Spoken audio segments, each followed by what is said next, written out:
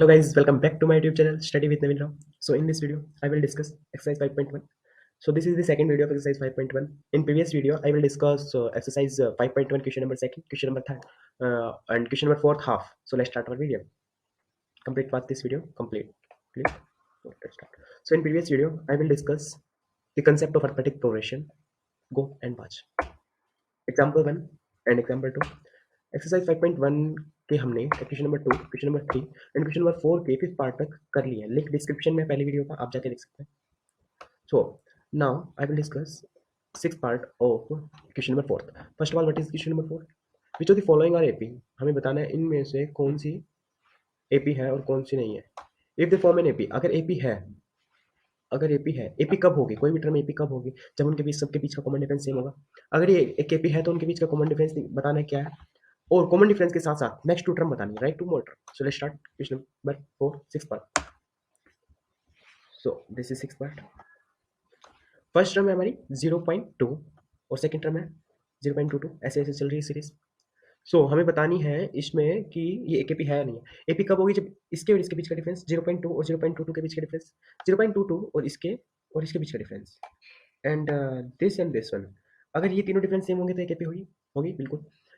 तो हमने वो कैलकुलेट किया. A2 माइनस A1, ये A2 है, ये A1 है, और A3 माइनस A2 कैलकुलेट किया. ये सेम नहीं आ रहा, कॉमन डिफरेंस सेम नहीं, डिफरेंस सेम नहीं आ रहा, तो ये एपी नहीं है. Okay. So move to next part, part number 7. Part number 7 में भी सेम है उसकी तरह. इसके और इसके बीच का डिफरेंस निकालेंगे, इसके और इसके बीच का डिफरेंस निकालेंगे, और -8 और -12 के बीच का डिफरेंस निकालेंगे. अगर ये तीनों डिफरेंस सेम होंगे तो एक कॉमन डिफरेंस कहलाएगा. डी से नोट करेंगे तो एक एपी होगी, और अगर सेम नहीं होते तो एपी नहीं है. चलो देखिए कैसे कैसे किया. पहले A2 माइनस A1 निकाला, 0 और -4 के डिफरेंस आ गया -4, और A3 माइनस A2 निकाला ऐसे हमने, और ऐसे हमने A4 माइनस A3 निकाला. इन सबके बीच का डिफरेंस सेम आ गया तो एक एपी है विद कॉमन डिफरेंस -4. अब एपी है तो हमें नेक्स्ट टू टर्म में निकालनी पड़ेगी. नेक्स्ट टू टर्म है A5. A5 कैसे निकालेंगे, A4 में डी ऐड कर दिया, A4 में डी, मतलब जो लास्ट वाली जो हमारी -12 थी उस टर्म में डी, जो हमारा कॉमन डिफरेंस आया उसको ऐड करेंगे तो हमारी नेक्स्ट टर्म आ जाएगी. ऐसे ही हमने A6, तो नेक्स्ट टू टर्म आ गई. सो चलो move to next question. Next part है एट पार्ट, फोर्थ का क्वेश्चन का एट पार्ट. ये इसके अंदर तो सो सिंपल है, आप सबको दिख रहा होगा -हाफ, इन सब के बीच का कॉमन डिफरेंस जीरो ही होगा. इन सब के बीच का कॉमन डिफरेंस जीरो होगा, तो एक एपी है विद कॉमन डिफरेंस जीरो, और नेक्स्ट टर्म भी -2, 1/2, -1/2 यही रहेगा. सो नेक्स्ट पार्ट है पार्ट नंबर 9. पार्ट नंबर 9 में भी ऐसे ही करना है, सेम सिमिलर है. सो ट्राई करना, अगर फिर भी प्रॉब्लम आए तो कमेंट बॉक्स में डाल देना. अब टेंथ पार्ट है. टेंथ पार्ट में फर्स्ट टर्म ए दे रखी है, सेकंड टर्म 2 ए दे रखी है, थर्ड टर्म 3 है, फोर्थ टर्म 4 है. तो पहले इसके और इसके बीच का डिफरेंस निकाला. ए में से जब 2 ए में से 2 ए है हमारे पास, उसमें से एक ए हमने सब्ट्रैक्ट कर दिया तो हमारा सिंगल ए बचेगा. ऐसे ही हमने जब हमारे पास 3 ए है उसमें से 2 ए सब्ट्रैक्ट कर दिए तो सिंगल ए बचेगा. ऐसे ही 4 ए में से 3 ए सब्ट्रैक्ट करेंगे तो सिंगल ए. तो एक एपी है विद कॉमन डिफरेंस. क्या है कॉमन डिफरेंस, क्या है इसका, D, with common difference D. D क्या हमारा ए, कॉमन डिफरेंस क्या है डी, ए. नेक्स्ट टर्म निकालेंगे, A4 तक तो गिवन है, A5 निकालेंगे तो A4 में डी ऐड कर दिया, 4 ए में एक ए ऐड करेंगे तो 5 है.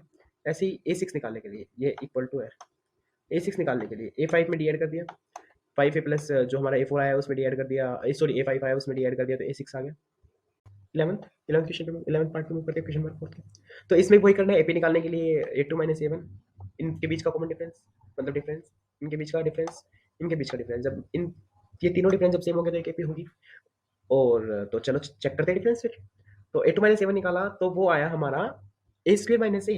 A2 में से A1 को माइनस कर दिया तो ए स्क्वेयर माइनस ए, तो यहाँ से ए कॉमन ले लिया, ए कॉमन ले लिया तो ए माइनस 1 बचेगा.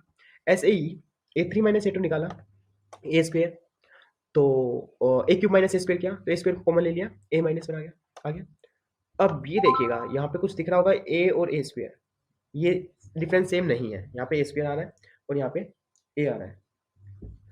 तो ये एक एपी नहीं है. चलो नेक्स्ट मूव करते हैं. नेक्स्ट पार्ट है ट्वेल्थ. ट्वेल्थ में क्या है, √2, √8, √18, √32. इसमें √रूट दे दिया, कुछ घबराने वाली बात नहीं है. √रूट से हम वैसे स्क्वेयर करके इसको बाहर निकालेंगे. तो first of all A2 minus A1 निकाला, √8 में से √2 को माइनस करेंगे. √8 को कैसे, 8 को कैसे लिख सकते हैं, 4 2 8, 4 इंटू 2. अब 4 किसका स्क्वेयर है, 2 का स्क्वेयर होता है 4. तो 2 इंटू टू, तो 2 का स्क्वेयर इंटू 2, 2 की क्यूब 8 होती है. तो इसके अंदर से हम जो आ जाएगा ये 2, 4 बाहर आ गया, 4 को बाहर ले लिया, 2 का स्क्वायर 4 होता है, अंडर के बाहर आ गया, √2, 2 √2 आ गया. और हमारे साथ में क्या था, √2। अब 2 √2 में से √2 को माइनस करेंगे तो √2 बचेगा, राइट। 2 √2 में से √2 को माइनस करेंगे तो √2 बचेगा, तो वही बच रहा है यहाँ पे। ऐसे ही A3 माइनस A2 किया। 18 को, अब 18 को क्या लिख सकते हैं, 9 टू ज़ा 18, और 9 किसका स्क्वायर है, 3 का, 3 का। 8 को कैसे क्या लिख सकते हैं, 4 इंटू 2, 4 किसका स्क्वायर है, 2 का। तो 3 इंटू 2 में से जब हम 2 √2 को माइनस करेंगे तो √2 बचेगा हमारा, 3, 3 है √2, उसमें से 2 √2 को माइनस कर दिया तो सिंगल √2 बचेगा, राइट ना।